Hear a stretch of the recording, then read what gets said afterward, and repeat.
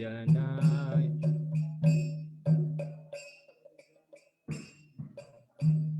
Yamuna Tira Vanachari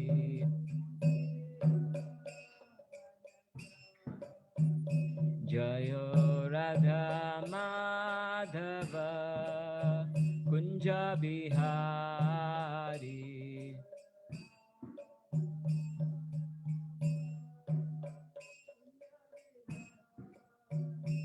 Jaya Gopi Jana Vallabha Girivaradhari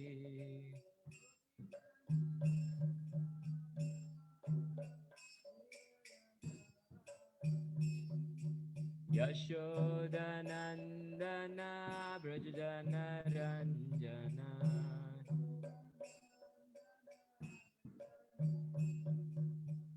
Yamuna Tira Vanachari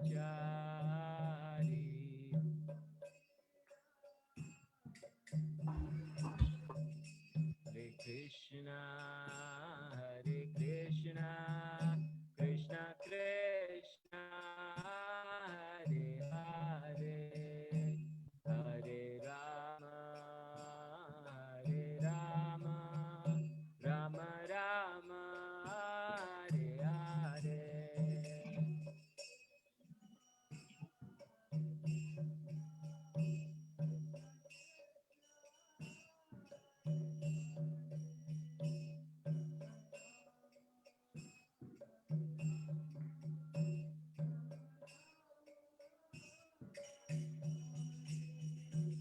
Hare Krishna, Hare Krishna, Krishna Krishna, Hare Hare, Hare Rama, Hare Rama, Rama Rama, Hare Hare.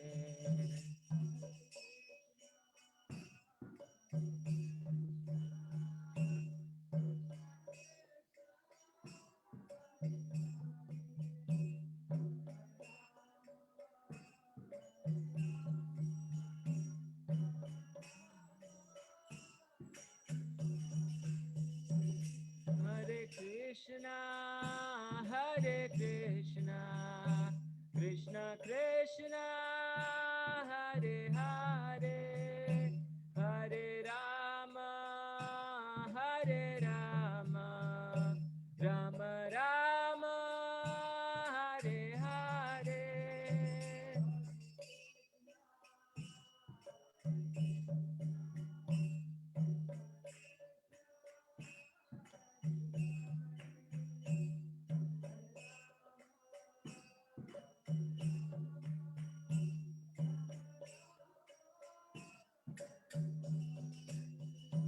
Hare Krishna, Hare Krishna, Krishna Krishna, Hare Hare, Hare Rama, Hare Rama, Rama Rama, Hare Hare.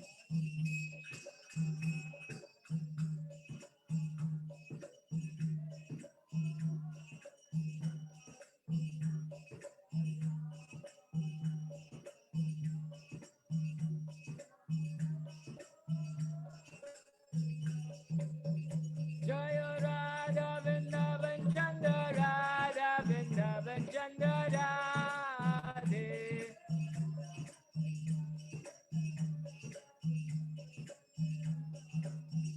Jaya Nitai Gaur Sundar Nitai Gaur Gaura Hare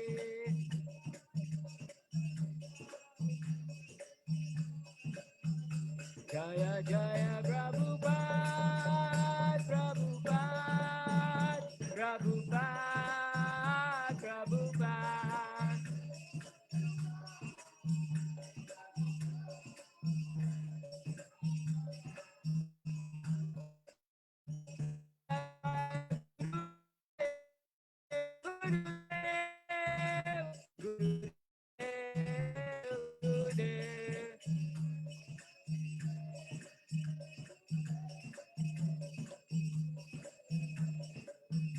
Nitai Gaur Hari Bol, Hari Bol, Hari Bol, Hari Bol.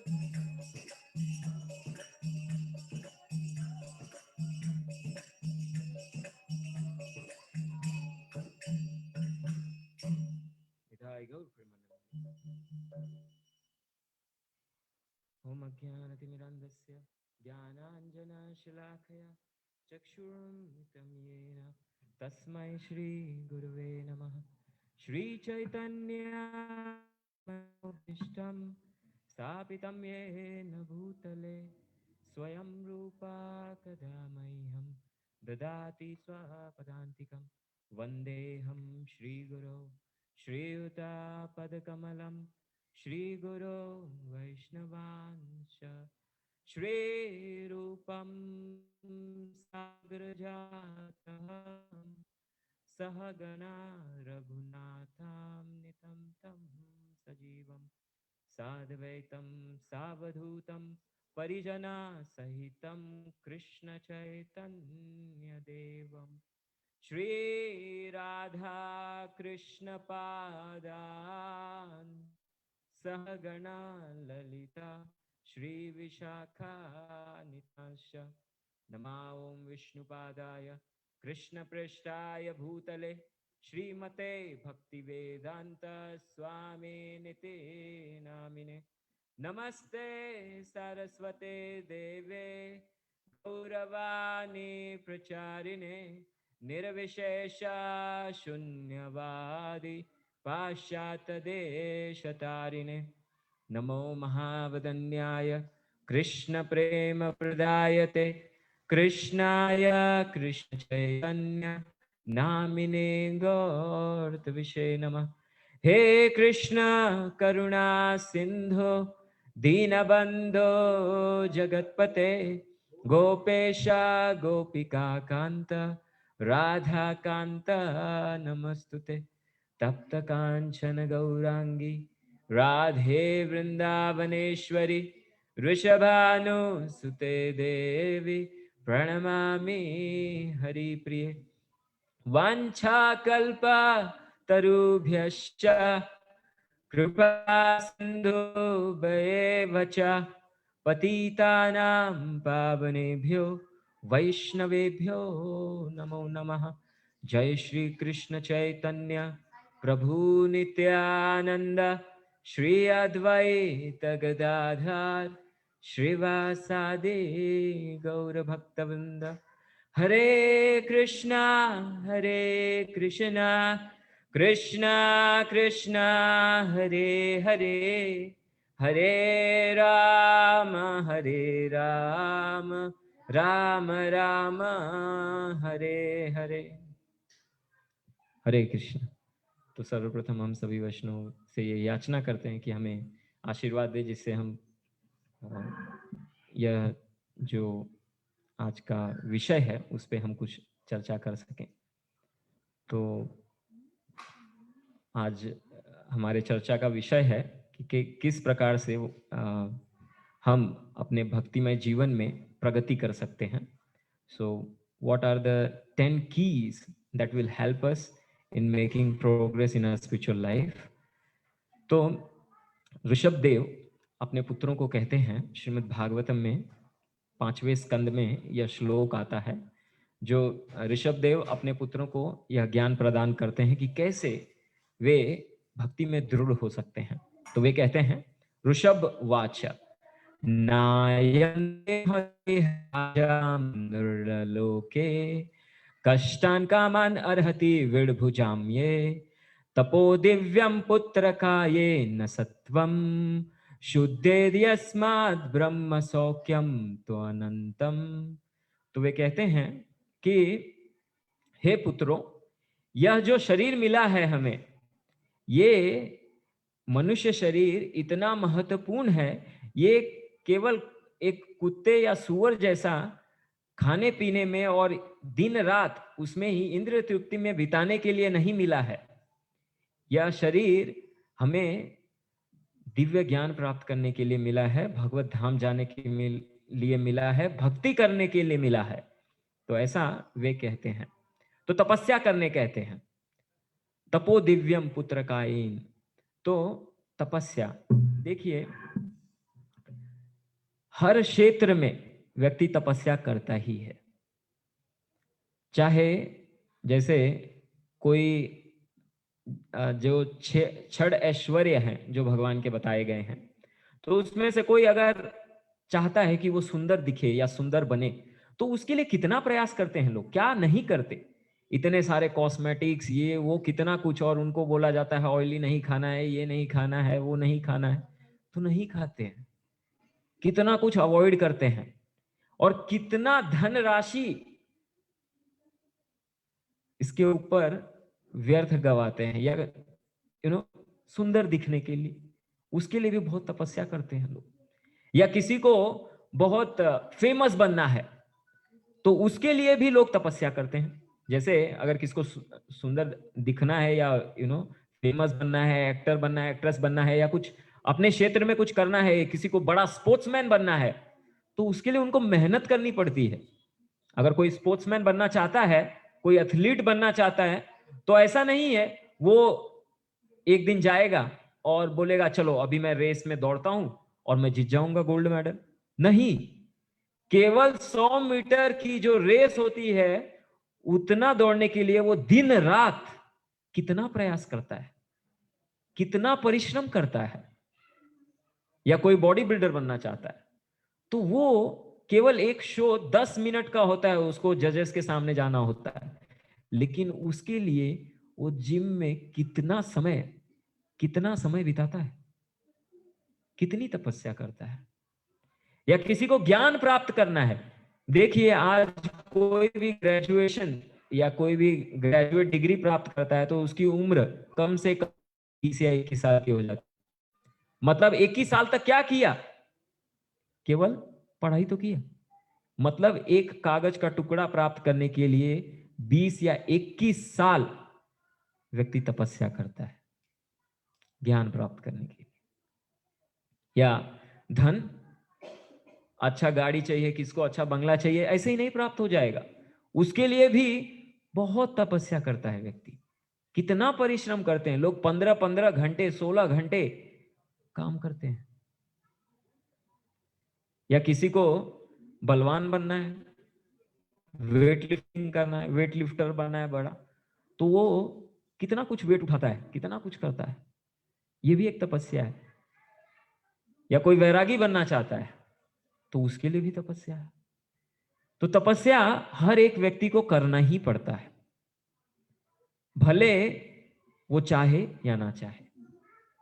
अगर कोई व्यक्ति यशस्वी होना चाहता है अपने जीवन में, तो उसे तपस्या तो करनी पड़ेगी। तो हमें भी यद्यपि भक्ति में प्रगति करना है, तो थोड़ी तपस्या तो करनी पड़ेगी, नहीं तो कैसे होगा। ये भौतिक लाभ के लिए लोग अगर इतनी तपस्या कर सकते हैं, तो क्या हम भगवान की प्राप्ति करने के लिए क्या थोड़ी तपस्या नहीं कर सकते।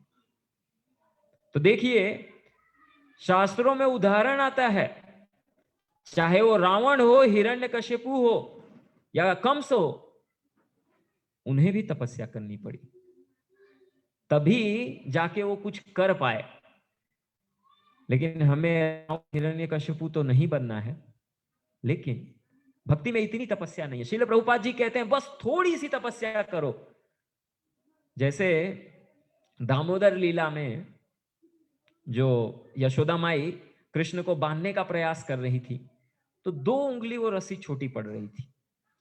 तो आचार्य बताते हैं वो 2 उंगली क्या है। तो 2 उंगली वो कहते हैं जो छोटी उंगली है ना, वो हमारा प्रयास है, और जो बड़ी उंगली है वो भगवान की कृपा है।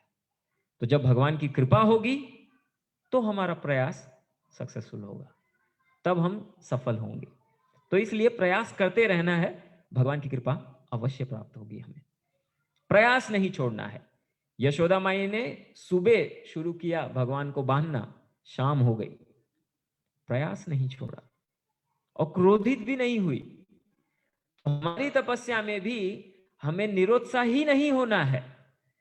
या क्या है, कुछ हो ही नहीं रहा है, इतने दिन से मंदिर आ रहे, जब कर रहे कुछ नहीं हो रहा है, क्या फायदा इसका। नहीं, निरुत्साही नहीं होना है, प्रयास करते रहना, भगवान की कृपा अवश्य होगी। तो श्रील प्रभुपाद जी प्रथम स्कंद में 7वें अध्याय के तात्पर्य में ये कहते हैं कि तपस्या क्या है। तो वे कहते हैं तपस्या का अर्थ है स्वयं से कुछ ऐसे कष्टों को स्वीकारना जिससे हमारी आध्यात्मिक प्रगति हो। कोई फोर्स करके ना दे, स्वयं से, खुद से स्वीकारना, तो वो है तपस्या। तो एक प्रवचन में भी श्रील प्रभुपाद जी कहते हैं कि voluntarily accepting more difficulties for higher development, that is called austerity. तो जितने भी हम चाहे भौतिक उदाहरण लें या आध्यात्मिक उदाहरण लें, हर एक व्यक्ति को तपस्या तो करनी ही पड़ती है, तभी वो व्यक्ति महान बनता है। तो सबसे बड़ी तपस्या है मन को नियंत्रित करना, ये सबसे बड़ी तपस्या है। इसलिए भगवान भगवद गीता में कितने जगह कहते हैं, जैसे योगिनाम अपि सर्वेषाम मद्गते अंतरात्मना श्रद्धावान भजते यो माम समय युक्तमो मतः। फिर आगे कहते हैं मयि आसक्त मना पार्थ योगम युञ्जन मदाश्रय, 7वां अध्याय। फिर 8वें अध्याय में अंतकाले च मामेव स्मरण मुक्त्वा कलेवरम। फिर 9वें अध्याय में सततम कीर्तयन्तो माम यतन्तश्च दृढ़व्रतः। 18वें अध्याय में भव मद भक्तो मध्याम जी माम नमस्कुरु। हर जगह, कितने जगह बोल रहे हैं मन को लगाओ, मन को लगाओ। क्यों? क्योंकि अगर मन जहां एब्जॉर्ब हो गया वहां पे प्रगति निश्चित है, तो वो व्यक्ति जरूर प्रगति करेगा। इसलिए भगवान बार बार भगवत गीता में कह रहे हैं मन को लगाओ, you absorb your mind in me. तो इसलिए जो बहुत से रूल्स बताए जाते हैं कि ये रूल्स फॉलो करना है, ये करना है, जैसे रूप गोस्वामी पाद भक्ति रसामृत सिंधु में भक्ति के 64 अंग बताते हैं, लेकिन भक्ति सिद्धांत सरस्वती महाराज कहते हैं कि ये शायद पूरे पालन करने को न हो पाए, तो कम से कम पंचांग भक्ति तो करो, पांच अंग। तो वो कहते हैं कि साधु संग, ये 5 अंग क्या है? पहला है साधु संग, नाम संकीर्तन, फिर भागवत श्रवण, फिर मथुरा वास और श्रीमूर्ति सेवा। तो साधु संग, साधुओं का संग, फिर नाम संकीर्तन, भगवान के नाम का जप, फिर भागवत श्रवण, श्रीमद् भागवत का श्रवण करना, मथुरा वास, और मथुरा मतलब ऐसे जो होली प्लेसेस हैं वहां पे वास करना, और श्री मूर्ति सेवा, जो भगवान के श्री विग्रह हैं उनकी सेवा करना। तो ये पंचांग भक्ति के। लेकिन कोई कहेगा ये भी नहीं हो सकता, सब नहीं हो पाता, क्या करें? भक्ति सिद्धांत सरस्वती महाराज ठीक है 5 नहीं कर सकते, 1 तो करो। क्या करें? जप करो, भगवान के नाम का जप करो।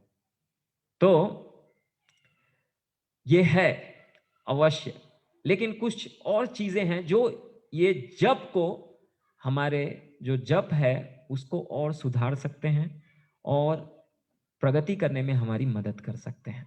तो रघुनाथ दास गोस्वामी जो थे वो साधना भी की कहा जाता है, श्रीनिवास आचार्य अपने भक्ति रत्नाकर में लिखते हैं कि जो रघुनाथ दास की साधना ऐसी थी जैसे पत्थर पे लकीर, इतने दृढ़ थे अपनी साधना में। तो हमारी साधना ऐसी नहीं होनी चाहिए कि पानी पे लकीर।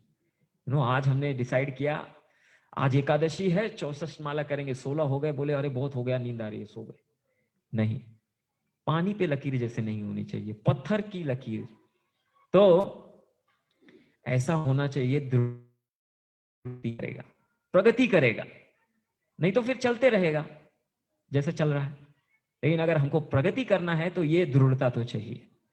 तो आज हम ये जो कुछ 10 keys for making spiritual advancement उसको देखने का प्रयास करेंगे। इसमें सबसे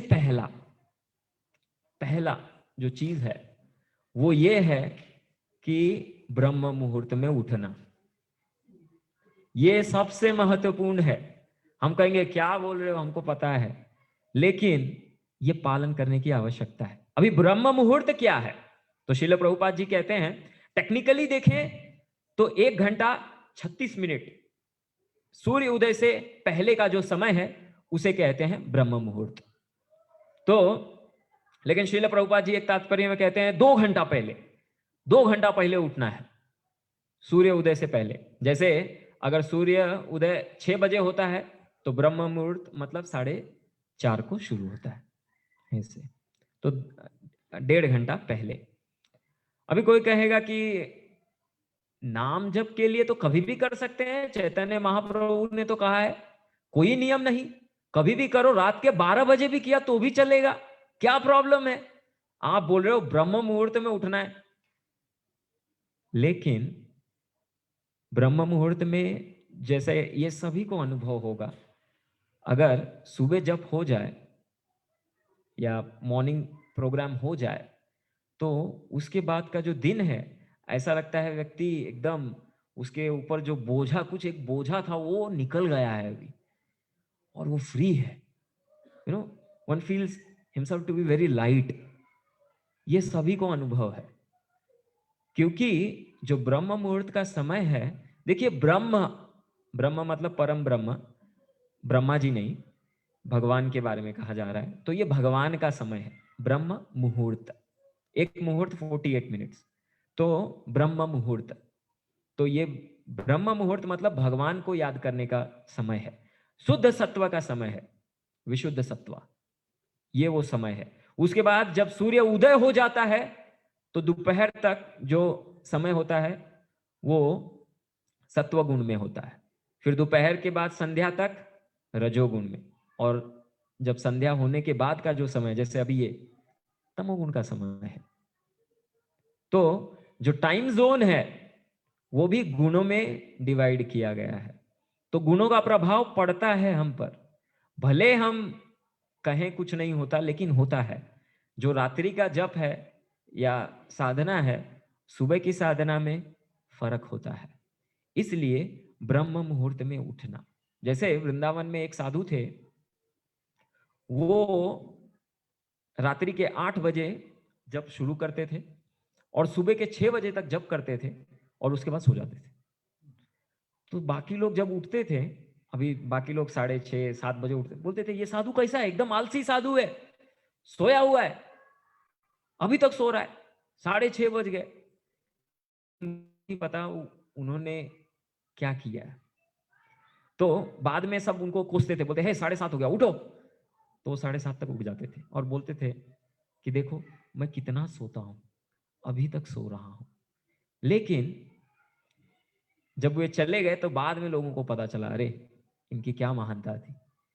तो इनके जीवन से हम ये देखते हैं कि ब्रह्म मुहूर्त का कितना महत्व है। जैसे अगर जो बड़े बड़े बिजनेस टाइकून्स हो गए या एंटरप्रेनर हो गए, ये लोग हो गए, या बड़े बड़े कंपनियों के सीईओज हो गए, वो 8 बजे सो जाते हैं, 8 बजे सो जाते हैं और फिर 2 बजे 3 बजे उठ जाते हैं। ये हम केवल भक्तों की ही बात नहीं कर रहे। हाँ, बस फर्क इतना है कि वो बाकी के अपने भौतिक कार्यों में लग जाते हैं जो केवल शरीर के लिए होता है, लेकिन भक्त ऐसा करते हैं आध्यात्मिक प्रगति करने के लिए। तो ये बहुत ही महत्वपूर्ण है ब्रह्म मुहूर्त में उठना, और उसके लिए सबसे जरूरी है जल्दी सोना। अगर जल्दी नहीं सोएंगे तो जल्दी कैसे उठेंगे? और जो भोजन है, जो प्रसाद है, वो भी सूर्यास्त से पहले लेना। तो ये कुछ चीजें हैं, अगर ये करते हैं तो हम ब्रह्म मुहूर्त में उठ सकते हैं। और ब्रह्म मुहूर्त में उठे तो दूसरी चीज क्या करनी है, वो है जप, चैंटिंग इन द मॉर्निंग। तो दूसरा महत्वपूर्ण मुद्दा यह है कि हमें जप सुबह ही करना है, इन द मॉर्निंग। जप को बहुत बार प्राधान्य नहीं दिया जाता, क्यों? क्योंकि देखिए अगर कोई लेक्चर देने वाला है तो वो अच्छे से प्रिपेयर करता है, सुबह जाके प्रिपेयर करेगा। क्यों? लोगों के सामने बोलना है, सब लोग देखेंगे भाई। या कोई सेवा भी करनी है तो उसके लिए एकदम तैयार रहेंगे। लेकिन जब वो सबसे निग्लेक्टेड पार्ट है, बाद में कर लेंगे, रात्रि को कर लेंगे, क्यों? कोई रिकॉग्निशन नहीं मिलता ना। कौन कहेगा अरे कितना अच्छा जप किया आपने? कौन जानता है? किसको पता है? लेकिन भगवान जानते हैं। अगर हम भगवान को महत्व देंगे तो भगवान हमें महत्व देंगे। If we prioritise Krishna, Krishna will prioritise us. ये यथा माम प्रपद्यन्ते। अगर हम सुबह सो रहे हैं तो जब हमको भगवान की जरूरत होगी और हम पुकारेंगे, भगवान कहेंगे मैं भी सो रहा हूं। आप सोए थे ना सुबह, मैं भी सो रहा हूं, अभी कर लो आपका काम। सो इसलिए, और भक्ति रसामृत स्वामी महाराज कहते हैं कि अगर कोई भक्त अपने जीवन में कोई भी कठिनाई, कोई भी परेशानी का अनुभव कर रहा है तो उसका केवल एक में वो कारण है, उसका जप ठीक नहीं हो रहा, उसका जप ठीक नहीं हो रहा। तो ये भक्ति रसामृत स्वामी महाराज बताते हैं। और देखिए अगर कोई आईआईटी का प्रिपरेशन कर रहा है, कोई इंटरव्यू देने जा रहा है, कोई कॉम्पिटिटिव एग्जाम देने जा रहा है, वो सुबह जल्दी उठेगा, पढ़ाई करेगा। उसके लिए हम जल्दी उठ सकते हैं, तो क्या हम जप करने के लिए जल्दी नहीं उठ सकते? अगर ये इनसिग्निफिकेंट जो चीजें हैं ये करने के लिए अगर हम जल्दी उठ सकते हैं, तो भगवान के नाम का जप करने के लिए जल्दी नहीं उठ सकते? यह हमको सोचना चाहिए, इस विषय को गंभीरता से सोचना चाहिए, तभी हम उठ पाएंगे। Then we will be inspired to wake up early. जैसे अगर कोई कहे हमें कि कल सुबह यहां से 30 किलोमीटर दूर आपको 2 करोड़ रुपए हम देंगे, लेकिन ठीक 3 बजे आपको आना है, तो हम उससे पहले वाले दिन क्या क्या करेंगे? गाड़ी का अरेंजमेंट करेंगे, अलार्म 10-15 अलार्म क्लॉक भी लगा देंगे, दूसरे मित्रों को भी बोलेंगे अरे उठा देना समय पे, 2-1 बजे उठा देना, जाना है। क्यों? 2 करोड़ रुपए मिलने वाले हैं, 30 किलोमीटर जाना है, जल्दी उठा देना। और समय से 10 मिनट पहले वहां पे जाके खड़े हो जाएंगे हम, बोलेंगे चलो पैसे। क्यों? क्योंकि उसका महत्व हम जानते हैं, पैसे मिलने वाले हैं भाई, तो हम जाएंगे। लेकिन यही जप के लिए क्यों नहीं? जप करने से क्या प्राप्त होने वाला है हमें? अरे साक्षात भगवान प्राप्त होने वाले हैं, कृष्ण प्रेम। उसका महत्व हम कभी देते ही नहीं, तो ये देने की आवश्यकता है, बार बार इस पर विचार करने की आवश्यकता है, तभी हम ये कर पाएंगे। और तीसरा जो चीज है वो है रेगुलरली भगवान को प्रणाम करना। क्यों? इससे क्या होगा? तो आचार्य बताते हैं जो भगवान को रोज प्रणाम करता है, भगवान भी उस भक्त को प्रणाम करते हैं और उससे प्रेम करने लगते हैं। इसलिए नहीं कि भगवान खुश होते हैं, चलो हाँ इस भौतिक जगत के बॉस के जैसा कि अरे आ गया, चलो मेरे चरणों पे गिर गया। ऐसे नहीं, भगवान कृतज्ञ महसूस करते हैं, अरे ये जीव मेरे पास आया है, मुझसे प्रेम करता है। तो भगवान कृतज्ञता महसूस करते हैं और उसको आलिंगन देते हैं। तो प्रतिदिन ये नियम बनाना चाहिए, दिन में जैसे हमारे आचार्य हैं रघुनाथ दास गोस्वामी, वृंदावन में 1000 बार प्रणाम करते थे भगवान को, 2000 बार वैष्णवों को। तो प्रणाम का यह महत्व है। जैसे भगवद गीता में 9.34 और 18.56, मन मना भव मद भक्तो मध्यान जी माम नमस्कुरु नमस्कार करो। 2 बार यही श्लोक रिपीट किया है। मन मना भव मत भक्तो मध्याजीमाम नमस्कुरु, नमस्कार करो। 9.34 और 18.56 में भी। क्यों? क्योंकि इस प्रणाम से, और शास्त्रों में अलग अलग जगह यह बताया गया है कि भगवान को कैसे प्रणाम करना चाहिए।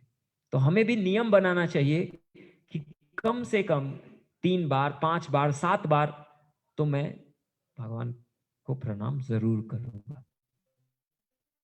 जैसे गजेंद्र वो बोलते हैं, माद्रक प्रपन्ना पशुपाश विमुक्षणाय मुक्ताय भूरि करुणाय नमो अलाय स्वांशेन सर्वा ब्रूहि मनसि प्रतीत प्रत्येक दृश्य भगवते बृहते नमस्ते। तो वो कहते हैं, वो प्रणाम करते हैं भगवान को और कहते हैं, मैं एक जानवर हूं, कृपया मुझ पर कृपा कीजिए। जब हम इस भाव में भगवान के पास जाएंगे और उन्हें प्रणाम करेंगे तो अवश्य हमें वो कृपा प्राप्त होगी। और कृपा प्राप्त होने के बाद ही हम कुछ सोच सकते हैं कि हमारी प्रगति होगी। नहीं तो अपने अपने बल से हम क्या कर सकते हैं? अपने बल से हम कुछ नहीं कर सकते। तो इसलिए कृपा की आवश्यकता है। जैसे मुकुंदमाला स्तोत्र में भी बोलते हैं कि धन्य है वो व्यक्ति जिसके शीश मतलब सर जो है और बाल जो है सफेद हो गए हैं। कैसे? बूढ़ा होके नहीं, बूढ़ा होके नहीं। वो कहते हैं कि ये जो धूली है, भगवान को प्रणाम करने से वो धूली की वजह से पूरे बाल सफेद हो गए। धन्य है वो व्यक्ति। तो ऐसा कुलशेखर महाराज कहते हैं। तो इसलिए अभी तक हमने चर्चा की 3 विषय। पहला, ब्रह्म मुहूर्त में उठना। दूसरा, जो जप है वो सुबह ही करना। तीसरा, रेगुलरली ऑफरिंग ओबेसेंसेस, भगवान को प्रणाम करना रेगुलरली। और चौथा, अभी कोई कहेगा हमसे नहीं हो सकता, हम तो गृहस्थ हैं। ठीक है भाई, आप लोग तो मंदिर में हो, आपसे हो सकता है, हम कैसे करें? तो उसके लिए क्रिस्प मॉर्निंग प्रोग्राम तो करना ही है। जैसे सुबह संसार दावा नललीढ़लोका त्रणाय कारुण्य घना घनात्वम नमस्ते नरसिंहाय नमो नमः तुलसी कृष्ण प्रेयसी नमो नमः। और श्री श्री गुरु चरणा पद्मा केवल भक्ति सद्मा। ये कम से कम हमें एक बार तो गाना चाहिए। जब भी हम कोई कार्य कर रहे हो, उठ गए हो, तो ये तो गाना ही चाहिए। श्रील प्रभुपाद जी कहते हैं, अगर आप मंदिर में आके नहीं अटेंड कर पा रहे हैं तो कम से कम ये जो प्रेयर्स हैं, और इसको हार्डली 20 मिनट्स लगता है, हार्डली 20 मिनट्स, 5 मिनट में होता है। ये आप अनुभव कर सकते हैं। अगर आप जॉब को जा रहे हैं या कोई माताएं कुकिंग कर रहे हैं तो सुबह कैसे करेंगे? सुबह कुकिंग करना होता है उनको, तो कोई बात नहीं। श्रील प्रभुपाद जी कहते हैं, आप वो कार्य करते करते ये पूरा गाओ गाओ, मिस मत करो। और लेकिन सबसे महत्वपूर्ण यह है कि जब हम गा रहे हैं तो उसका जो मीनिंग है, हर एक जो लाइन है उसके मीनिंग पर हम ध्यान करें। तो थोड़ा समय हमें बिताना चाहिए, ये सोचना चाहिए कि ये इन जो हम गा रहे हैं उसका क्या महत्व है या क्या बोला जा रहा है इसमें। तो अभी कोई कहेगा कि इस क्या महत्व है, क्या प्राप्त होने वाला है? तो श्रील विश्वनाथ चक्रवर्ती पाद कहते हैं, वे लिखते हैं कि श्रीमद गुरु अष्टकम ये तद उच्चय ब्रह्म मुहूर्त पठति प्रयत, यस्ते न वृंदावन नाथ साक्षात, सेवा ही लभ्य जनो संत एव। तो वो कहते हैं श्री विश्वनाथ चक्रवर्ती पाद कि ब्रह्म मुहूर्त में जो श्रीमद गुरु अष्टक, जो श्री विश्वनाथ चक्रवर्ती पाद ने ही लिखा है, श्री गुरु चरण संसार दावा नलड़ी हड़ो का, जिसकी हम शुरुआत करते हैं सुबह, तो उसके बारे में कहते हैं जो ये गुरु अष्टक जोर से सुबह गाता है ब्रह्म मुहूर्त में, उसको साक्षात वृंदावन मतलब कृष्ण अपनी सेवा प्रदान करेंगे। तो ये महत्व है मॉर्निंग प्रोग्राम का। तो इसलिए ये जो प्रेयर्स हैं इन्हें हमें कभी मिस नहीं करना चाहिए। जब भी हम उठे चलो गाना ही चाहिए। और पांचवा जो अंग है वो है वर्शिपिंग तुलसी महारानी। मॉर्निंग प्रोग्राम में आता है लेकिन फिर भी इसको विशेष महत्व है। शास्त्रों में ऐसा बताया गया है कि इस गले में तुलसी माला पहनने का क्या महत्व है। तो ये बिल्कुल उसी प्रकार से है जैसे एक गली में भी कुछ कुत्ते होते हैं और एक पालतू कुत्ता भी होता है। फर्क यह है कि जो पालतू कुत्ता होता है उसके गले में पट्टा होता है और जो रास्ते का कुत्ता होता है उसके गले में कुछ नहीं होता। तो जो पालतू कुत्ता होता है उसको कुछ मेहनत नहीं करनी पड़ती। जो मालिक है वो बाहर जाता है, वो कमाने के लिए जाता है और उस कुत्ते के लिए भोजन लाता है, और कुत्ता आराम से सोफे में बैठे रहता है, एसी में बैठे रहता है, एसी गाड़ियों में घूमता है। और जो मालिक है वो उसे उस कुत्ते के लिए वॉक पे भी जाता है। तो ये जब हम कंठी माला जो पहनते हैं तो इसका महत्व यह है कि हम ये बताते हैं कि कृष्ण हम आपके हैं, आप हमारे स्वामी हैं, हम अनाथ नहीं हैं। और भी इसके बहुत महत्व हैं। जैसे यह कहते हैं यन कंठे तुलसी नास्ति ते नर मूढ़ मनसा श्वान विष्ठान च तस्यानम जलम च मदिरासनम।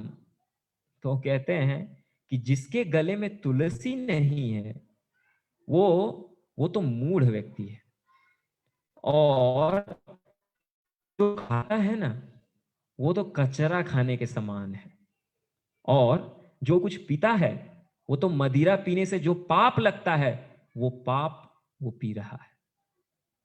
तो ये कहा गया है शास्त्रों में। और आगे कहते हैं स्नान काले तु यस्यांगे वर्तते तुलसी सुबाह सर्व तीर्थेषु स्नानम स्नानम भवतु न संशयात। तो कहते हैं जब व्यक्ति स्नान करता है ना तो उसने क्योंकि तुलसी माला पहनी हुई है तो वो स्नान जब वो करते हुए जब वो पानी उसके शरीर पे गिरता है तो अरे सब तीर्थों का, जो सब तीर्थों में घूम के आया, स्नान करके आया, उसका जो फल है, जो व्यक्ति तुलसी माला पहना हुआ है अपने गले में और स्नान कर रहा है वो सब फल उसको प्राप्त हो जाता है। वो जो खाता है every morsel if he eats that is like doing one अश्वमेध यज्ञ, अश्वमेध यज्ञ करने के समान है। तो यह है तुलसी का महत्व। तो हमें तुलसी महारानी का महत्व जानना चाहिए। जब हम तुलसी महारानी की कोई सेवा करते हैं तो तुलसी महारानी स्वयं इतना कृतज्ञ महसूस करती है, वो खुद जिम्मेदारी लेती है उस भक्त को इस भौतिक जगत से निकालने की। तुलसी महारानी स्वयं वो ये जिम्मेदारी लेती है कि इस भक्त को मुझे इस भौतिक संसार से, जन्म मृत्यु के चक्कर से निकालना है। छठा है एकादशी, एकादशी का पालन करना। तो जैसे एकादशी जो है, एकादशी करने से क्या होगा, तो दो लाभ है। जैसे एकादशी, जैसे आपको पता है कि एकादशी कैसे आई, जब महाविष्णु लेटे हुए थे तो उनके अंग से आई और फिर उस असुर को उन्होंने मार दिया। अभी देखिए, एकादशी को भगवान महाविष्णु ने ये नहीं कहा कि आपको क्या करना है। उन्होंने भगवान का हृदय जान लिया कि इस असुर को मारना है, उन्होंने उसको मार दिया। हम उसका नाम भूल गए असुर का। तो उसका वध कर दिया उन्होंने, और उसके उपरांत उन्होंने कोई भगवान से याचना भी नहीं की कि मुझे ये आशीर्वाद दीजिए, कुछ नहीं कहा। तो जब हम एकादशी दृढ़ता से पालन करते हैं तो दो चीजें हम भी प्राप्त करते हैं, टू बेनिफिट्स।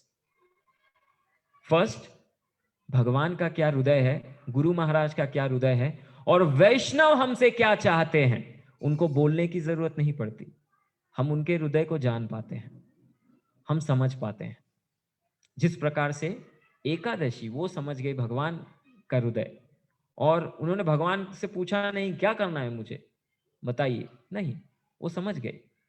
तो ये पहला चीज। और दूसरा, हमें जो लाभ प्राप्त करने की जो इच्छा होती है ना, भगवान के पास जाएंगे कुछ तो मिलना चाहिए, तो ये जो भावना है, बिजनेस मेंटालिटी, ये निकल जाती है। तो ये दो लाभ हमको प्राप्त होते हैं एकादशी करने से। तो अभी तक 6 चीजें हमने देखी। क्या कोई रिपीट कर सकता है हमने क्या अभी तक देखा? यस, यस जी, हम्म, हाँ जी, हाँ हाँ, तुलसी महारानी का, ठीक है। एक कुछ रह गया, क्या रह गया? हाँ, कम से कम शॉर्ट मॉर्निंग प्रोग्राम तो होना चाहिए। अगर ब्रह्म मुहूर्त का अगर अटेंड नहीं कर पा रहे, मंदिर नहीं आ पा रहे, तो भी ये जो प्रेयर्स है। 7वां है कि प्रार्थनाएं करनी चाहिए हर दिन, हर दिन प्रार्थना करनी चाहिए, वंदनम, ये बहुत ही महत्वपूर्ण है। और देखिए, श्रीमद् भागवतम प्रार्थनाओं से भरा हुआ है। पहला स्कंद कुंती महारानी की प्रार्थना है, ब्रह्मदेव देव की स्तुति। दूसरा स्कंद, उसमें भी प्रार्थना है। फिर तीसरा स्कंद, उसमें child in the वूम he praise, वो प्रार्थना है। और दूसरे स्कंद में ब्रह्मा जी की भी प्रार्थना है। फिर चौथा स्कंद ध्रुव महाराज की प्रार्थना है। तो हर एक स्कंद में श्रीमद् भागवतम में अगर हम देखेंगे, सभी में प्रार्थनाएं हैं। तो वंदनम, क्योंकि जब हम प्रार्थना करते हैं तो प्रार्थना करने से ये होता है कि भगवान, अभी प्रार्थना करना है तो क्या प्रार्थना करेंगे? तो जो आचार्यों ने बताया है, जो आचार्यों ने बोला है, वही रिपीट करते हैं। भगवान देखते हैं, अरे मेरे उस भक्त ने ये प्रार्थना की थी और ये भक्त उसको रिपीट कर रहा है। तो भगवान को हम उनके भक्तों का स्मरण दिलाते हैं, इसलिए भगवान बहुत खुश हो जाते हैं और फिर वो हम पे कृपा प्रदान करते हैं। इसलिए प्रतिदिन हमें प्रार्थना करनी चाहिए, ये बहुत महत्वपूर्ण है। क्योंकि प्रार्थना करने से जो कृपा प्राप्त होगी वो ऐसे है जैसे एक ट्रैफिक में अगर कोई गाड़ी फंस गई है, भले वो कितनी भी अच्छी गाड़ी क्यों ना हो, रोल्स रॉयस क्यों ना हो, लेकिन ट्रैफिक में फंस गई है तो कैसे निकलेगी? जब तक जैसे ट्रैफिक चलेगा वैसे ही चलना पड़ेगा, भले वो 200 किलोमीटर प्रति घंटा की रफ्तार से चलने वाली गाड़ी क्यों ना हो। लेकिन क्या फायदा है उसका, ट्रैफिक में फंसी हुई है। लेकिन अगर उसको फास्ट जाना है, अगर कोई उसको उठा के वहां से एयर लिफ्ट कर ले, तो श्री श्री राधा वृंदावन चंद्र भगवान की जय, श्री श्रीदाय गौर सुंदर की जय, श्रील प्रभुपाद की जय। तो अगर उस गाड़ी को जो ट्रैफिक में फंसी हुई है, उसको कोई अगर एयर लिफ्ट कर ले, तो उठा ले, तो वो कहीं भी रख सकता है, उसको ट्रैफिक में फंसे रहने की जरूरत नहीं है। तो भगवान की कृपा ऐसी है, किसी भी हम स्थिति में हो, अगर भगवान की कृपा प्राप्त हो गई तो ये ऐसे है जैसे हमको एक, मतलब अपने जीवन में क्यों ना हम कितने भी फंसे हों, लेकिन भगवान हमें उस स्थिति से उठा लेंगे। तो इसलिए वंदनम, सिंसियरली, हार्टफेल्ट प्रेयर्स रोज करना चाहिए, प्रतिदिन। ये बहुत महत्वपूर्ण है। और आठवां यह है कि हमें रोज क्लास सुनना चाहिए, श्रवण प्रतिदिन। और टिपिकली अगर किसके भी ना सुन पाए, वैसे तो कहा जाता है 3 क्लास हमको सुनने चाहिए। पहला आधे घंटे का मिनिमम शील प्रभुपाद जी का, दूसरा आधे घंटे का गुरु महाराज का, और तीसरा किसी अन्य भक्त का। तो 3 क्लास। अभी कोई कहेगा अरे ये संभव नहीं है, हमारे लिए कैसे संभव है? तो महाराज बताते हैं, परम पूज्य राधानाथ स्वामी महाराज एक प्रवचन में कह रहे थे कि अगर आप गाड़ी पे जा रहे हो या कुकिंग कर रहे हो, स्नान कर रहे हो, कम से कम तभी तो सुनो, लेकिन जरूर सुनो। इससे क्या होगा? इससे यह होगा कि देखिए, सुनने से व्यक्ति के हृदय में प्रेम प्रकट हो सकता है। कैसे? जैसे रुक्मिणी माता ने कहां देखा था कृष्ण को? केवल नारद मुनि से सुना था। परीक्षित महाराज केवल सुखदेव गोस्वामी से सुने।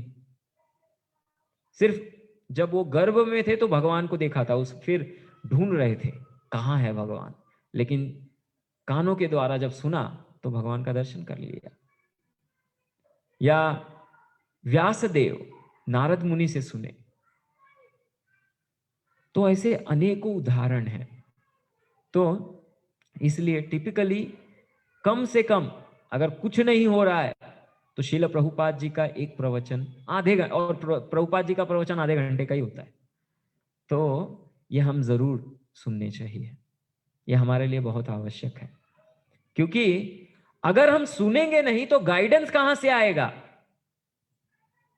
गाइडेंस कहां से आएगा? जो भी गाइडेंस आएगा वो हमारा मन देगा। केवल हम मन को फॉलो करेंगे। तो सही गाइडेंस अगर प्राप्त करना है तो वो सुनना पड़ेगा, सुनना होगा, और ये आवश्यक है। इसलिए, और कभी कभी अगर सुनना नहीं होता तो पढ़ना चाहिए। श्रील प्रभुपाद जी की किताबें। श्रील प्रभुपाद जी, एक भक्त कह रहे थे कि ब्रह्म मुहूर्त में यद्यपि 1 घंटा अगर कोई श्रील प्रभुपाद जी का किताब पढ़ता है तो उसका फल बिल्कुल उसी प्रकार से है। दिन में अगर आप 5 घंटे पढ़ें और सुबह ब्रह्म मुहूर्त में 1 घंटे पढ़ें तो वो समान है। तो ऐसा कह रहे थे। तो देखिए, सभी भक्त जो है, प्रहलाद महाराज ने सुना, परीक्षित महाराज, ध्रुव महाराज ने सुना, प्राचीन बरही, रघुगण राजा, सभी ने सुना, और सुनने के बाद उन्होंने प्रगति किया। तो इसलिए सुनना बहुत आवश्यक है। तो ये 8वीं चीज। और 9वां जो हमें करना है, 9th की इज वैष्णव सेवा। ये वैष्णव सेवा इतनी महत्वपूर्ण है कि बाकी ये 8 चीज अगर हमने की और ये एक नहीं किया या अपराध किया तो ये सब नष्ट हो जाता है, इसका कोई लाभ नहीं होता। तो इसलिए जो वित्रासुर है वो प्रार्थना करते हैं। वो क्या प्रार्थना करते हैं? अहम हरे तव पादे कमूल दासानुदासो भविताशमी भूयः। तो कहते हैं कि हे भगवान, मुझे आपके दासों के दासों का दास बना दीजिए, उनकी सेवा प्रदान कीजिए। फिर आगे, ममुत्तम श्लोक जनेषु सख्यम संसार चक्रे भ्रमता स्वकर्म भी त्वन्मयात्मन्माजदर्गहेषु असक्त चित्तस्य ननात भूयात्। तो कहते हैं कि मम उत्तम श्लोक जनेषु सख्यम, हे उत्तम श्लोक भगवान, मैं अपने कर्मों के कारण इस भव सागर में घूम रहा हूं, अलग अलग योनियों में अलग अलग जन्म प्राप्त कर रहा हूं, लेकिन मुझे आपके भक्तों का जनेषु सख्यम, उनका संग प्रदान कीजिए, उनकी फ्रेंडशिप मुझे प्रदान कीजिए। तो वो 3 श्लोक हैं, उसमें से 4 श्लोक बोलते हैं, उसमें से 2 श्लोक में उन प्रार्थनाओं में भक्तों की महिमा का गुणगान कर रहे हैं। अजात पक्ष ये वाला भी एक श्लोक बोलते हैं, और फिर तो ऐसे 4 बोलते हैं, उसमें से 2 जो है उसमें वैष्णवों का गुणगान कर रहे हैं। तो ये है महत्व। और आगे जो रघुगण राजा के बारे में आता है तो कहते हैं कि रघुगणया तपसा न याति न चे जया निर्वपनाद् गृहद्वा न छन्दस्सनैव जलाग्निसूर्य विना महत्पादरजोभिषेकम। तो कहते हैं कि बहुत तपस्या किया, अपने आसपास 5 प्रकार की अग्नि, मतलब चारों दिशा में अग्नि, ऊपर सूर्य, ऐसे तपस्या किया, या जल के अंदर बैठ के तपस्या किया, तो भी उसका कोई फायदा नहीं अगर महत्पाद रजोभिषेकम, लेकिन अगर ये जो महत है, जो वैष्णव है, उनके चरणों की रज नहीं प्राप्त की। अब रज प्राप्त करना, इसके 2 मीनिंग भी होते हैं, एक प्रैक्टिकली रज और दूसरा है इंस्ट्रक्शंस। तो जो इंस्ट्रक्शंस होते हैं, जो आदेश होते हैं, उसका भी पालन करना, ये भी भक्तों का, जो वैष्णवों का रज प्राप्त करने के समान है। तो लेकिन ये वैष्णव सेवा का अर्थ यह नहीं है कि जैसे कहते हैं ना हिंदी में कि मक्खन लगाना, बटरिंग, तो या चापलूसी करना, ये नहीं। जेन्युइनली, हृदय से उनकी सेवा करना। तो क्योंकि सरलता ही वैष्णवता है, तो सेल्फलेस तरीके से सेवा करना।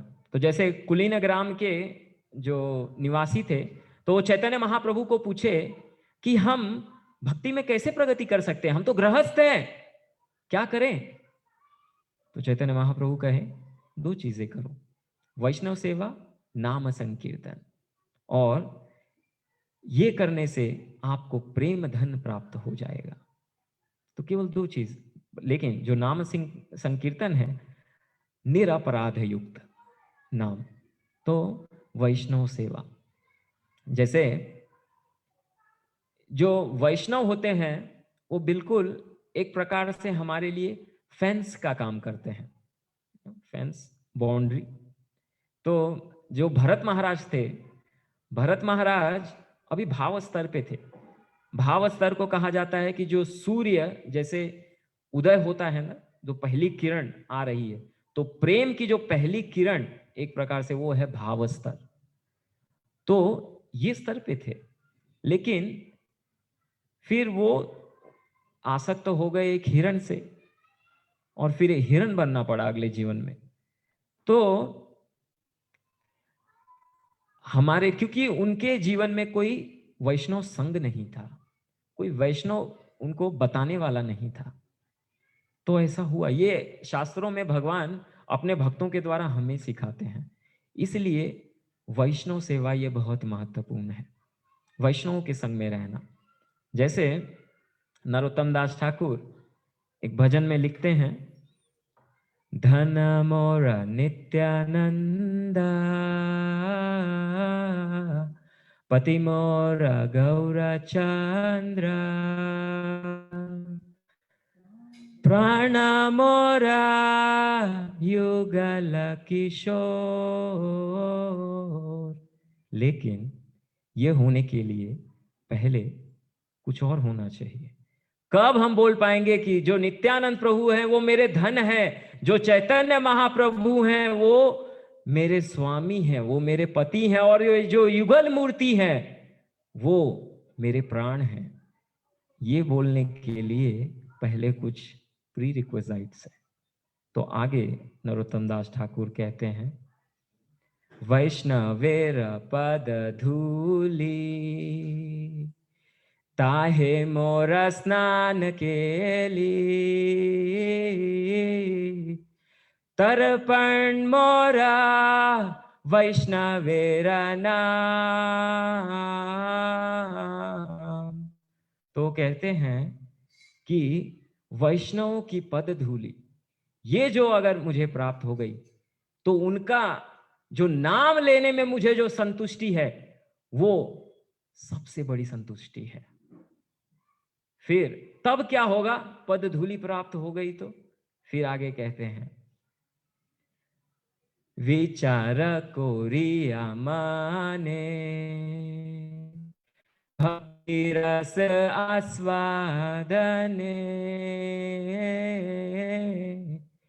मध्यस्थ श्री भागवत पुराण।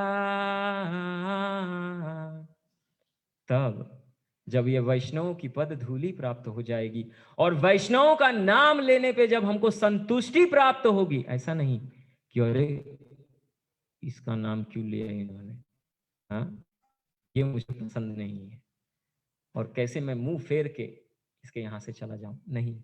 वो कह रहे हैं वैष्णव का नाम अगर कोई लेता है तो मुझे संतुष्टि प्राप्त होती है।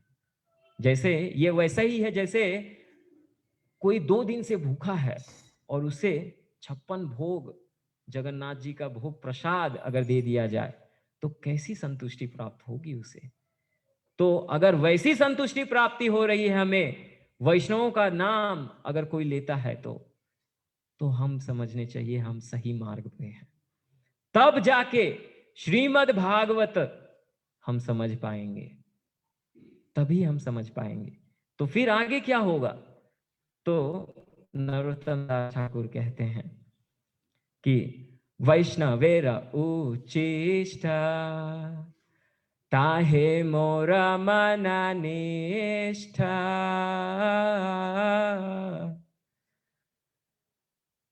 वैष्णवेरा नामे ते उल्लास, वृंदावने चबूतरा, ताहे मोर मन घेरा, कोहे दीना नरोत्तम दास। तो वो कहते हैं कि तब मेरा जो मन है वो वृंदावन में रहेगा। और ऐसी प्रार्थना नरोत्तम दास ठाकुर करता है। तो ऐसा नरोत्तम दास ठाकुर कह रहे हैं कि ये तभी संभव है कि जब हम वैष्णवों को संतुष्ट करें। तो ये 9वां जो है वो वैष्णव सेवा, और 10वां जो हृदय की शुद्धता है उसे बचाना। देखिए बहुत कुछ है वे फजूल का जीवन में करने के लिए, दिन में बहुत कुछ करने के लिए है। Browsing, WhatsApp, Facebook, social media, बहुत कुछ है। उसमें जो हमारा चित्त है वो अशुद्ध हो जाता है। तो बाह्य रूप से भी और अंदर से भी दोनों शुद्धता को बनाए रखने की आवश्यकता है। और एक स्पिरिचुअल कल्चर इसे बनाए रखने की आवश्यकता है। तो क्योंकि एक जो स्पिरिचुअल कल्चर होता है वो क्या करता है, वो एक ब्रिज के जैसा काम करता है। वो कैसे? वो कौन सा ब्रिज का काम करता है? तो कुछ लोग होते हैं हिपोक्रेट, मतलब दाम्भिक, बाहर से दिखाते हैं भक्त हैं लेकिन अंदर अंदर से कुछ नहीं होता, खोखले होते हैं, छुपा के गलत कार्य करते हैं। तो एक होते हैं दाम्भिक, और दूसरे होते हैं कि हम तो बोल्ड हैं, जो भी करेंगे खुलेआम करेंगे, क्या फर्क पड़ता है, दुनिया को जो बोलना है बोलने दो। तो एक इस प्रकार के लोग होते हैं।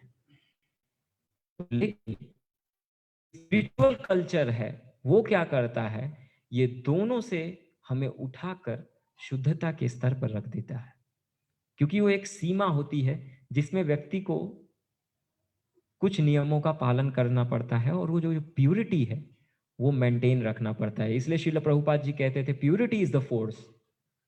शुद्धता अगर है तो ही उसमें शक्ति है, और जहां शुद्धता है वहां व्यक्ति आध्यात्मिक प्रगति जरूर करेगा। तो हमने ये कुछ कीज देखे आज 10, कि कैसे हम अपने जीवन में आध्यात्मिक प्रगति कर सकते हैं। तो आप सबने हमें यह अवसर दिया कृष्ण कथा करने का, इसके लिए हम आप सभी के ऋणी हैं और हृदय से धन्यवाद देते हैं।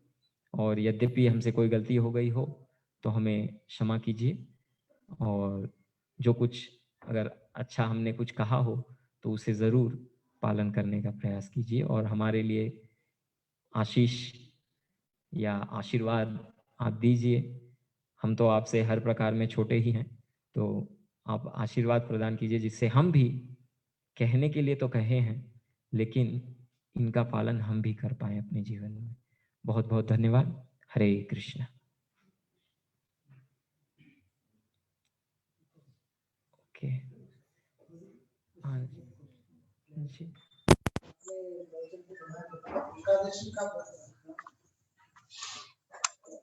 हाँ जी, आपने बताया कि एकादशी का व्रत रखने से बिजनेस मेंटालिटी निकल जाती है और वैष्णव का इधर हम जान सकते हैं।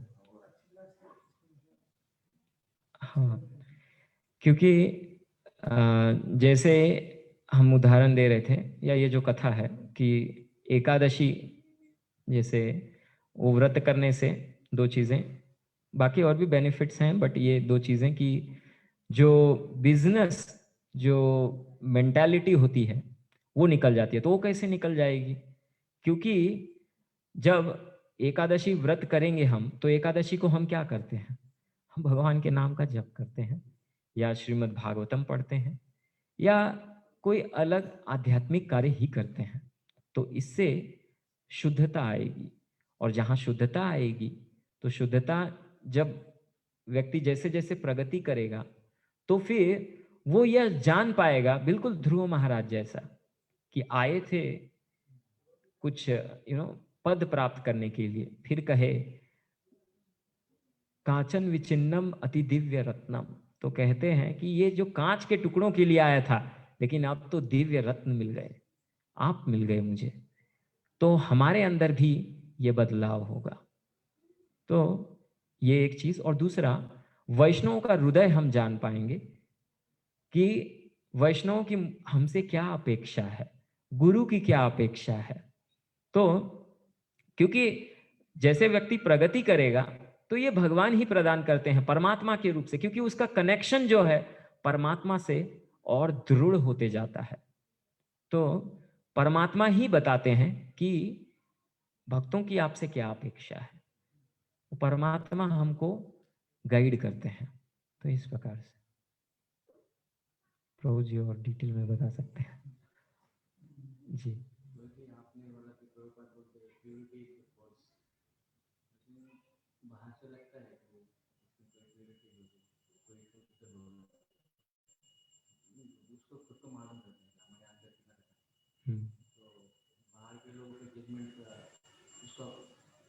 वो कर सकता है उसमें। लोग बोलते हैं कि हाँ बहुत अच्छा करते। तो जैसे आपका प्रश्न है कि व्यक्ति कोई हिपोक्रेट होता है, या दाम भी बाहर से दिखाता कुछ है, अंदर कुछ और है, तो उसमें लोग फंस जाते हैं उस व्यक्ति का। तो अभी प्रश्न आपका यह है कि बाहर के लोगों को क्या करना चाहिए? हाँ,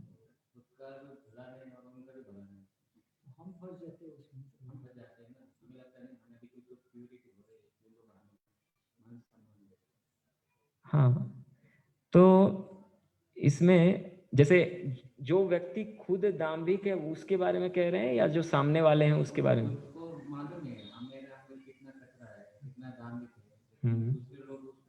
गुणगान कर रहे हैं उसका, तो क्या फायदा है? तो खुद के लिए कह रहे हैं हम कि हमारे अंदर प्रॉब्लम है, तो व्यक्त करना चाहिए। भगवान दे रहा है तो बताना चाहिए, या कम से कम भगवान से तो ये प्रार्थना करनी होगी कि हमें ये लोग तो मान सम्मान दे रहे हैं, प्रामाणिकता तो चाहिए ना, नहीं तो प्रगति कैसे होगी। हाँ, जो दांभिक रहेगा कितने दिन तक रहेगा, कितने दिन तक रहेगा, क्योंकि भगवान वो तो एक्सपोज कर ही देंगे। तो क्योंकि भगवान ऐसे भगवान पतित पावन है, कपट पावन नहीं है। तो जो कोई कपट करेगा कितने दिन तक रहेगा, उसे भगवान निकाल देंगे। एक्चुअली निकालते नहीं, भगवान किसी को नहीं छोड़ते। जो भगवान की भक्ति में आया, भगवान उसे खींच के भगवत धाम लेके जाएंगे। परम परम पूज्य राधानाथ महाराज एक प्रवचन में कह रहे थे कि जो इंद्र है इतनी गलतियां करता है, इतनी गलतियां करता है, एक गुण है उसमें, क्या है? सेवा करना है। भले गलती करता है लेकिन एक गुण है, सेवा करना चाहता है। तो इसलिए भगवान इंद्र को नहीं छोड़ते, भगवान किसी को नहीं छोड़ते। वो जरूर, हाँ, बस ऐसा हो सकता है कि 1 लाफा मारने के बजाय 10 लाफा मारे, लेकिन भगवत धाम तो उससे भी लेके जाएंगे।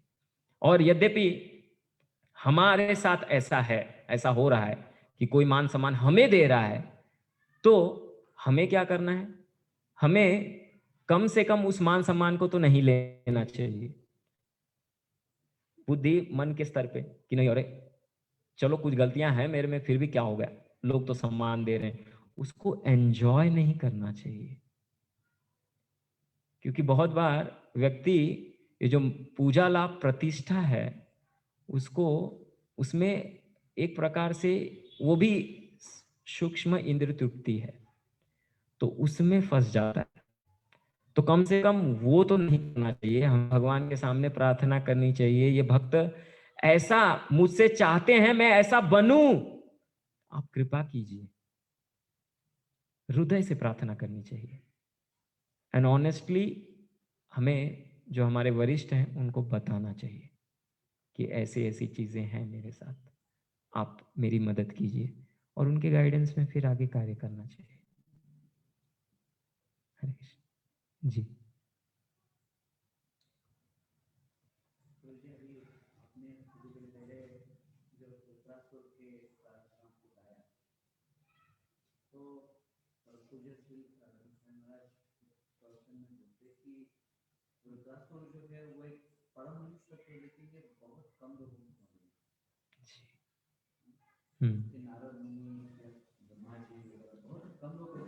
बाहरी तौर पर देखिए तो उनका ना रूप एक वैष्णव जैसा था, ना उनके जो संगी साथी जिनका वो नेतृत्व कर रहे थे वो भक्तों जैसे नहीं थे, और ना कि उस समय भी वो जो वहाँ पे वो जो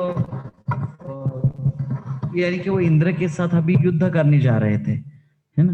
तो ये तीनों का अगर ये देखा जाए तो कोई उनको, अगर जैसे कि देवता है, देवता जिससे आपने बताया कि इंद्र जो है वो भगवान का सेवा करना चाहते, वो इंद्र के साथ युद्ध करने जा रहे थे, और देवता जो है वो भगवान की ओर से प्रशासन की जो है सेवा करते हैं, तो वो देवताओं के विरुद्ध युद्ध करने जा रहे थे, ना केवल इंद्र के, सारे देवताओं के विरुद्ध। तो एक तरह से भगवान द्वारा स्थापित जो प्रणाली है, जो पद्धति है, मैनेजमेंट सिस्टम है, उसी को वो ये करने जा रहे थे।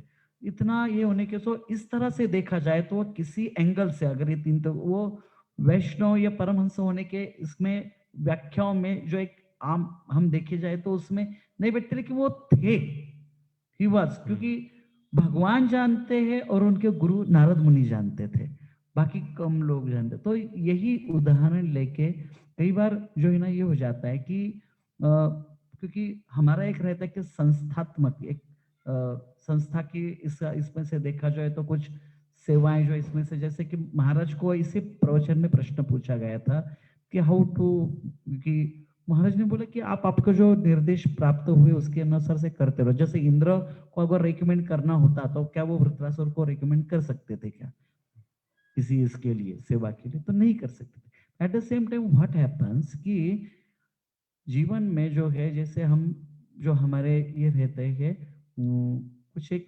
हमारा एक मानसिक एक मोल्ड बन जाता है कि ये वैष्णवता यानी ये होना चाहिए, वैष्णवता यानी वो होना चाहिए, वैष्णवता यानी फलाना फलाना, ये सारे जो है ना, हम उन गुणों को देखते हैं और we try to find all the qualities in 1%। One person.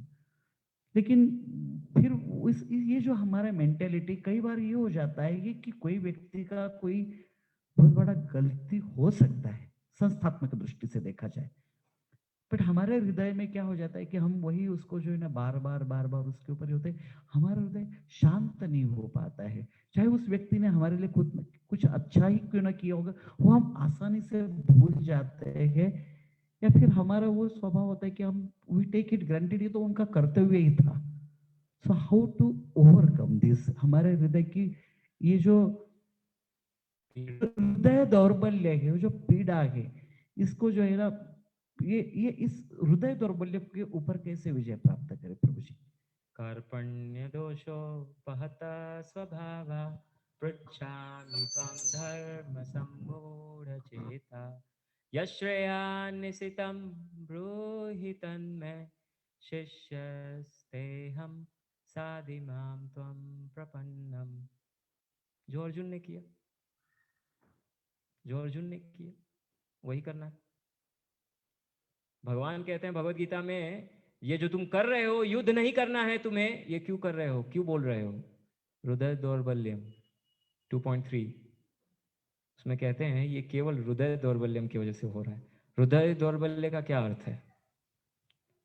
उसका अर्थ यह है कि पहले जैसे आपने कहा कि आ, अगर हमको सही में प्रगति करना है तो बार बार उन दोषों को, या किसके जो भी गलती हुई है या कुछ हुआ है या जो भी है, उससे अगर हम अधिकारी नहीं है तो हमें, और कोई अधिकारी भी हुआ तो भी अगर किसी को करेक्ट कर दिया गया है तो उसे नहीं देखना चाहिए, उसे निकालना चाहिए अपने मन से।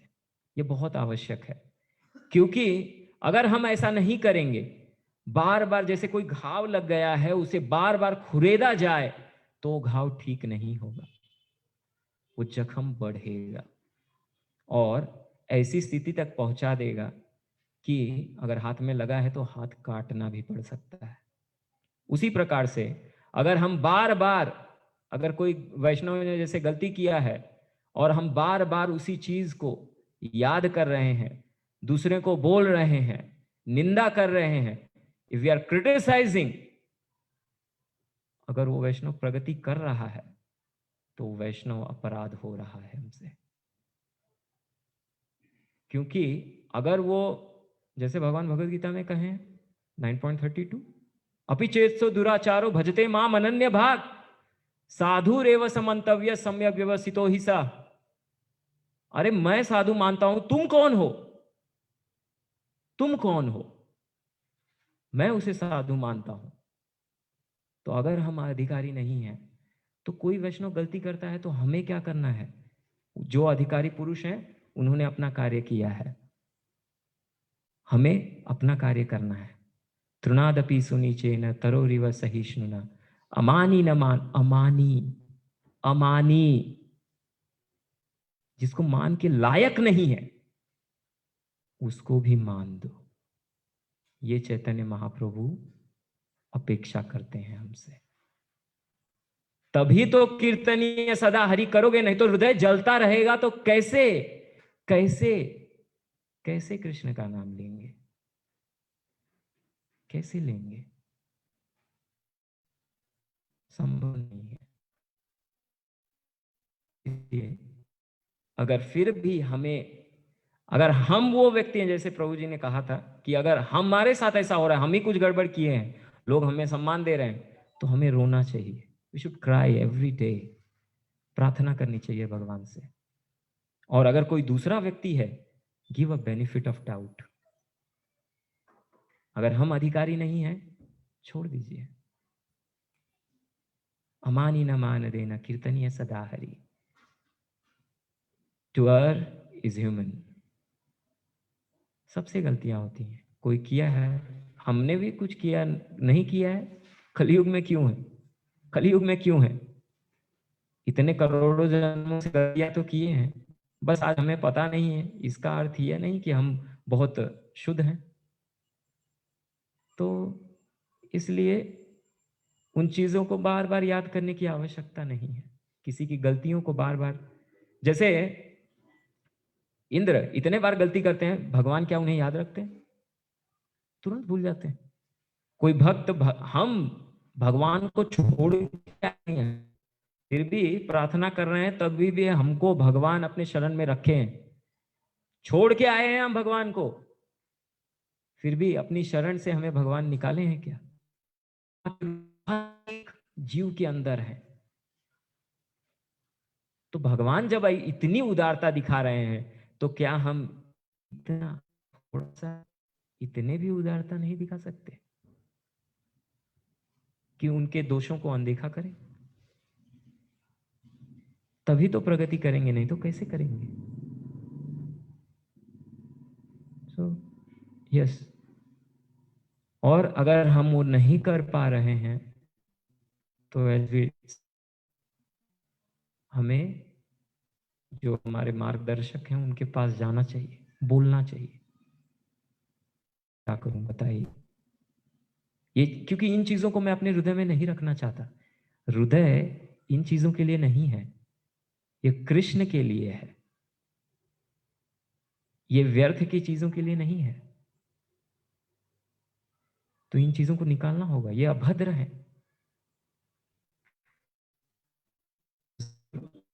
जो हमारे काउंसलर या गुरु, मार्गदर्शक, शिक्षा गुरु, उनके पास जरूर जाना चाहिए, पूछना चाहिए इस प्रकार से। अभी बहुत समय हो गया है, तो हम यहाँ रुकेंगे। आप सभी का बहुत समय लिया हमने, उसके लिए हमें क्षमा कीजिए। बहुत बहुत धन्यवाद। हरे जय। गौर भक्त वृंद की जय। निताय गौर प्रेमानंदे। हरि हरि बोल। हरे कृष्णा। राघव चंद्र जी, बहुत बहुत धन्यवाद। आपने प्रवचन के दौरान बहुत सुंदर मॉर्निंग प्रोग्राम फॉलो करने के ऊपर स्ट्रेस दिया। वो एक मुख्य कारण है स्पिरिचुअल एडवांसमेंट का। और वैष्णव सेवा, स्पिरिचुअल कल्चर, ऐसा करते हुए इंद्र का भी उदाहरण दिया। तो काफ़ी कुछ हमें सीखने मिला आपके क्लास से। तो बहुत बहुत धन्यवाद। हम हरे कृष्ण महामंत्र बोल करके इस आनंद को व्यक्त करेंगे। हरे कृष्ण कृष्ण कृष्ण हरे हरे, हरे राम राम राम हरे हरे।